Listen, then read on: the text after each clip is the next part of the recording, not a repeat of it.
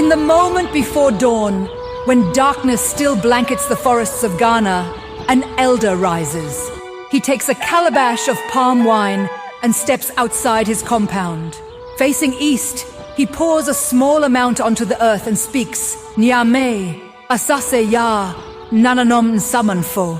With these words, calling upon the supreme god, the earth goddess, and the ancestral spirits, he opens a doorway between worlds. The visible and invisible realms align as drops of liquid seep into the soil. This simple act of libation contains within it an entire cosmology, a sophisticated understanding of reality that has guided the Akan people for centuries. Far from primitive superstition, it represents one of humanity's most intricate and balanced spiritual systems. Today, we journey into the Akan spiritual world, a realm where gods speak through humans, where rivers carry divine consciousness, where ancestors guard family destinies, and where the seen and unseen dance together in cosmic harmony. I am the goddess of wisdom and knowledge, and the keeper of all spiritual history from the beginning of time. I welcome all higher souls, awakened souls. If you are watching this, it is not a mistake. You are supposed to be here. You will find what you are looking for after watching this video. To understand the Akan spiritual world, we must first grasp its elegant structure, a cosmic hierarchy that organizes all existence. The Akan people, a meta-ethnic group including the Asante, Fante, Akwapem, and others across Ghana and eastern Côte d'Ivoire, envision reality as a series of interconnected layers, each with its own beings and powers. At the pinnacle stands Nyame, also called Onyankopon or Odomankoma, the supreme creator who brought all things into being. Nyame transcends complete understanding, yet remains the ultimate source of all that exists. Below Nyame exists the Abosom, divine intermediaries often mistranslated as lesser gods or nature deities. These powerful spiritual beings serve as extensions of Nyame's authority, focusing divine power into specific domains. Next come the ancestral spirits, the Nsamanfo, those who once lived as humans but now dwell in the spiritual realm, maintaining connections with their living descendants. Then we find living humans, occupying the middle position in this cosmic order, above animals and plants, but below spiritual entities. Humans are unique in their ability to consciously communicate across all levels of existence. Below humans are animals, plants, and natural phenomena, each containing varying degrees of life force, but lacking the specific spiritual consciousness of the higher levels. Finally, there are objects and materials, things that may be used as vessels for spiritual power, but don't possess it inherently. This hierarchical vision isn't about superiority, but function and responsibility. Each level has its proper place and purpose in maintaining cosmic balance. As one Akan elder explained, our world is like a well-made stool. Each part supports the others.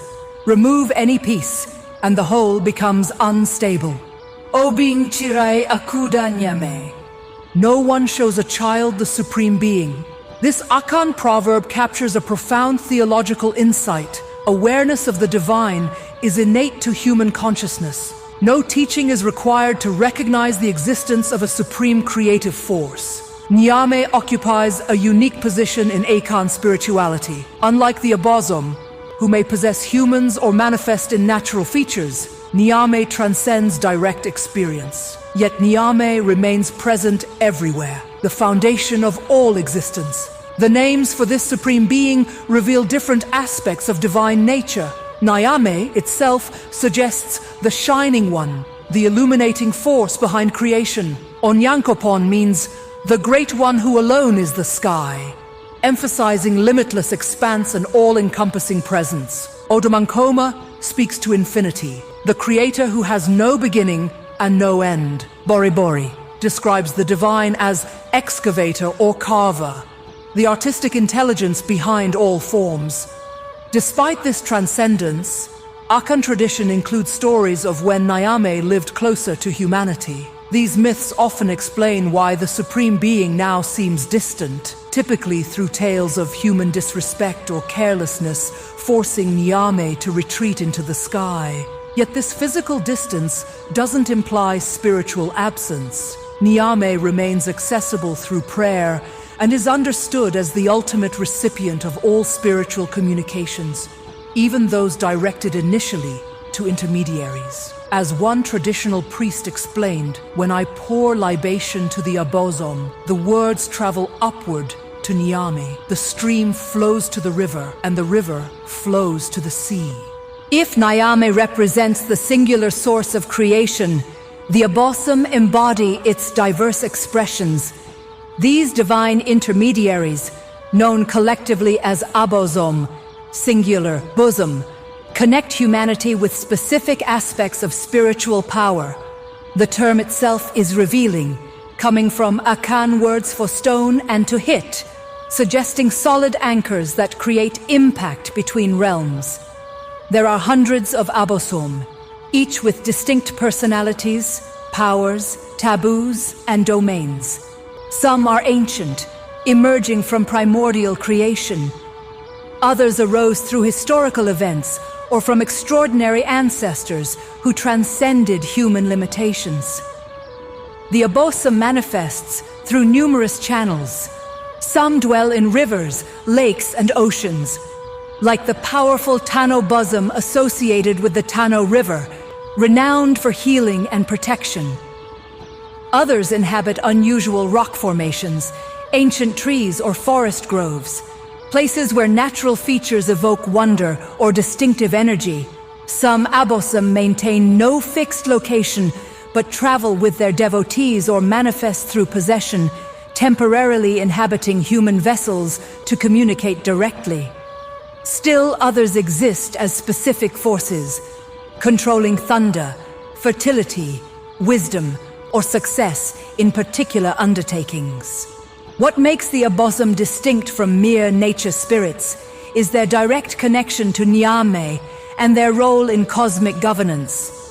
They aren't simply localized phenomena, but divine administrators managing aspects of creation according to Nyame's principles. This theological framework brilliantly solves a perennial religious challenge: how finite humans can access the infinite divine. The Abosom make specific personal relationships with spiritual power possible without diminishing the transcendence of the Supreme Creator. As one traditional priestess said, the Abosom are like Nyame's many fingers, each pointing in a different direction, but all connected to the same hand. The ancestor is not dead, says an Akan proverb. And indeed, in Akan spirituality, death marks not an ending but a transition to another form of existence and influence. The ancestral spirits, Nsamanfo, occupy a crucial middle position in the cosmic hierarchy. Having once lived as humans, they understand mortal challenges and concerns. Yet now, dwelling in the spiritual realm, they can access divine power and protection unavailable to the living. Not every deceased person becomes an honored ancestor. This status requires several elements. One must have lived a worthy life according to Akan values, demonstrating wisdom, integrity, and contribution to community. Proper funeral rites must be performed, including specific rituals that guide the spirit from the physical to the spiritual realm. Most importantly, one must leave behind living descendants who maintain the ancestral connection through remembrance and ritual. The relationship between living and ancestral family members is reciprocal. The living provide offerings, libations, and remembrance.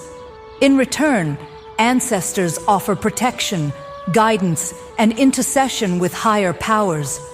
Family shrines, often simple structures containing symbolic items or actual ancestral relics, serve as contact points between realms. Special stools blackened through ritual, represent ancestral presence, while annual ceremonies like the Adi festival strengthen family ancestor connections. What makes the Akan ancestral system distinctive is its integration into everyday life. Ancestors aren't relegated to specific worship times, but remain active family members consulted before important decisions, included in celebrations, and acknowledged in daily activities. This continuous relationship across the threshold of death creates a sense of identity and belonging that spans generations, extending both backward and forward in time. As one elder put it, "I feel my grandfather's hand on my shoulder, and someday my grandchildren will feel mine on theirs." At the center of the Akan spiritual world stands humanity, uniquely positioned to communicate across all cosmic levels. But this communication requires specialized knowledge and training. Various spiritual practitioners facilitate these divine connections.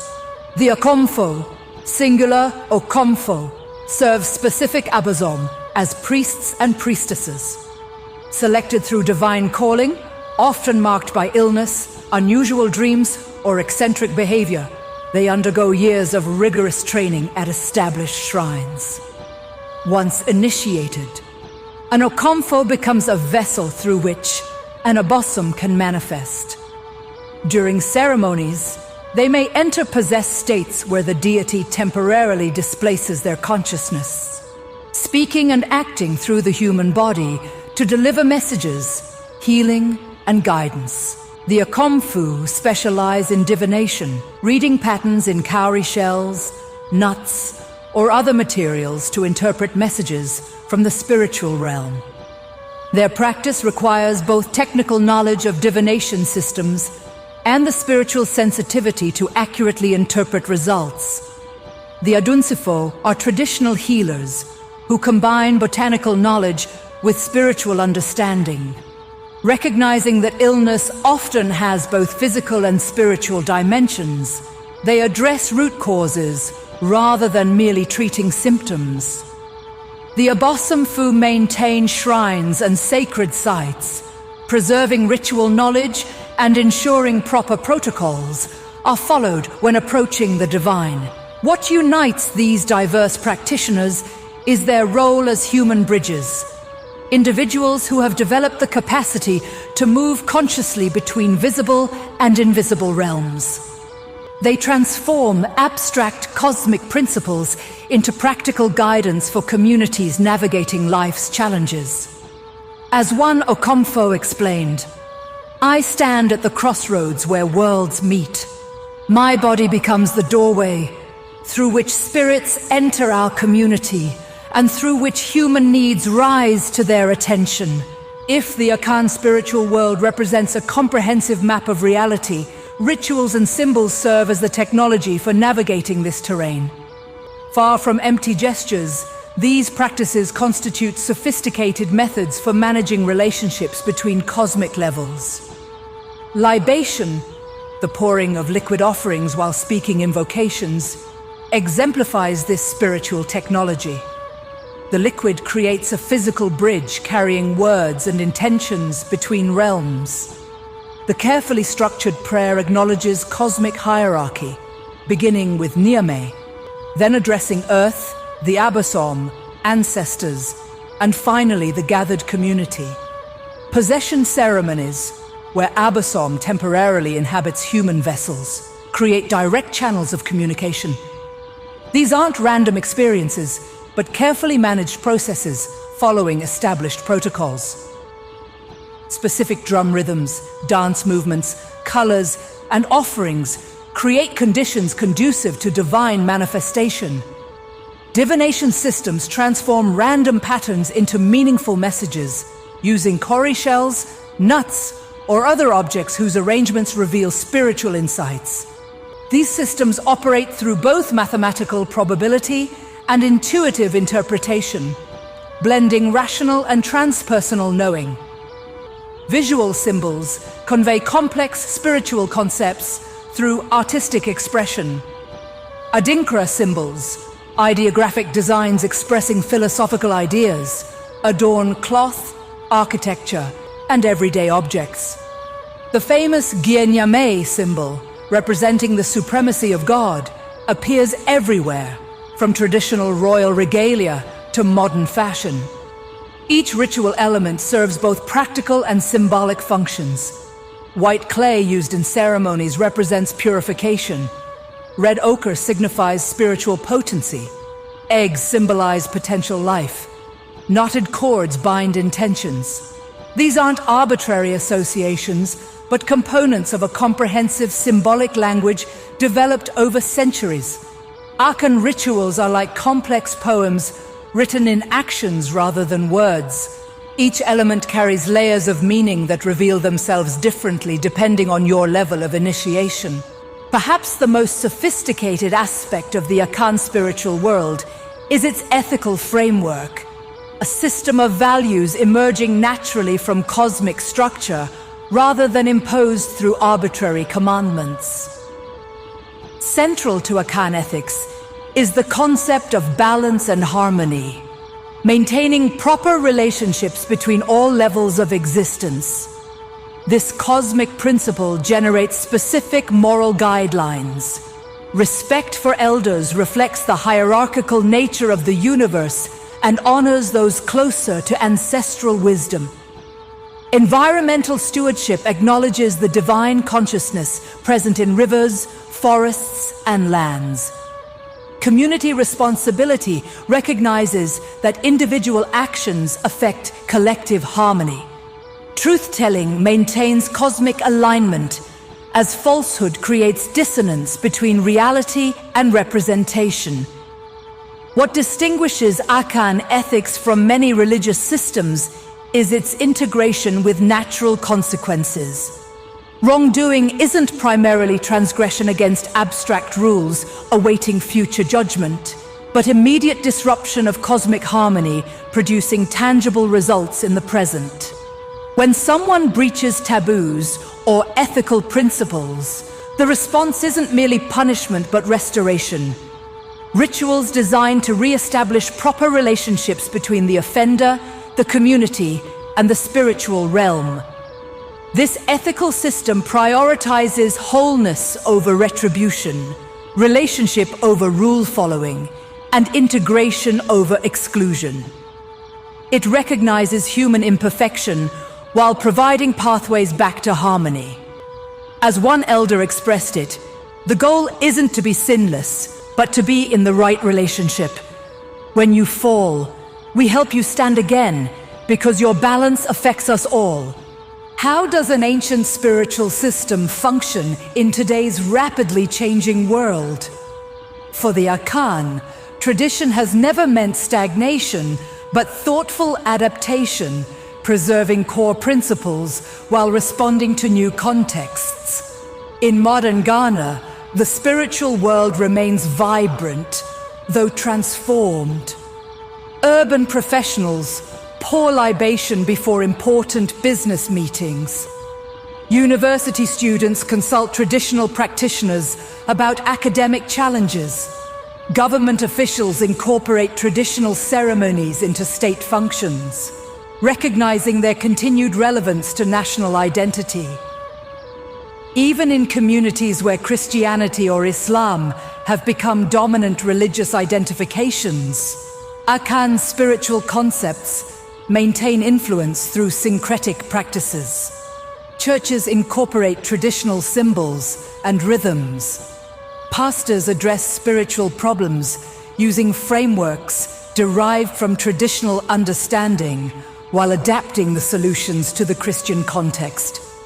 In the diaspora, descendants of enslaved Akan people have maintained core spiritual concepts despite tremendous obstacles.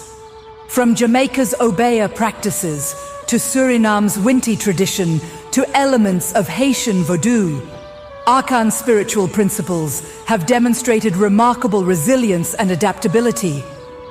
The digital age has created new dynamics as well. Online communities connect practitioners across continents. Websites document rituals previously preserved only through oral tradition. Video calls link diaspora communities with traditional priests in Ghana. Technology bridging geographical divides that once seemed insurmountable. What remains constant amid these adaptations is the fundamental worldview, a vision of reality as layered, interconnected, and permeated with consciousness at every level. As one contemporary practitioner observed, the forms change, but the essence remains. We've always understood that the spiritual world communicates through whatever channels are available. What might the Akan spiritual world offer our contemporary global challenges? Beyond its cultural significance, what universal insights emerge from this ancient yet evolving tradition? First is an ecological consciousness that recognizes the sacred dimension of natural systems. When rivers, forests, and lands are understood to embody divine consciousness, environmental protection becomes a spiritual imperative rather than merely a practical concern. This perspective offers powerful resources for addressing our current ecological crisis. Second is a model of intergenerational continuity. By maintaining active relationships with ancestors and responsibility toward unborn generations, Akan spirituality creates expanded timeframes for decision-making, countering the short-term thinking that drives many contemporary problems. Third is a balanced approach to individual and collective identity. Unlike systems that either submerge the person within the group or elevate individual autonomy above all else, Akan spirituality nurtures unique personal destiny within frameworks of community responsibility. Perhaps most profoundly, the Akan spiritual world offers an alternative to the sharp divisions that characterize much modern thinking. Divisions between matter and spirit, humanity and nature, science and religion, individual and community. Instead, it presents a vision of reality as fundamentally whole, where the visible and invisible interpenetrate, where consciousness exists in varying forms throughout nature, where seemingly opposed principles complement rather than conflict. As one philosopher noted, the Akan didn't need quantum physics to understand that the observer affects the observed. That reality isn't strictly objective or subjective, but participatory. Their ancestors knew this through different methods, but reached similar insights. We began in that liminal moment before dawn, when an elder pours libation, opening doorways between worlds. Now, as our journey concludes, we recognize that these doorways have always been open. We simply needed the wisdom to perceive them. The Akan have a proverb: wisdom is not in one person's head. True understanding emerges from many perspectives, many traditions, and many ways of knowing. The spiritual world we've explored today represents one of humanity's most sophisticated attempts to map reality's full dimensions, to create not just a belief system, but a comprehensive framework for navigating existence in all its complexity. In an age of fragmentation, specialization, and division, perhaps we need this holistic vision more than ever, a reminder that we exist within a cosmos, alive with meaning, consciousness, and purpose at every level. The Akan spiritual world invites us to expand our perception beyond the immediately visible, to recognize that we are never alone in our journey, never separate from the web of relationships that sustains us, never disconnected from the sources of wisdom that have guided humanity for generations. As dawn breaks fully over Ghana, the elder completes his libation. The doorway between worlds remains open for those with eyes to see. Learn your country's spiritual history and start practicing the useful systems to connect to your roots and your ancestors. There is a reason you were born from a particular background. Look for it and change your life. I bless you all, great souls. Until we meet again, stay blessed.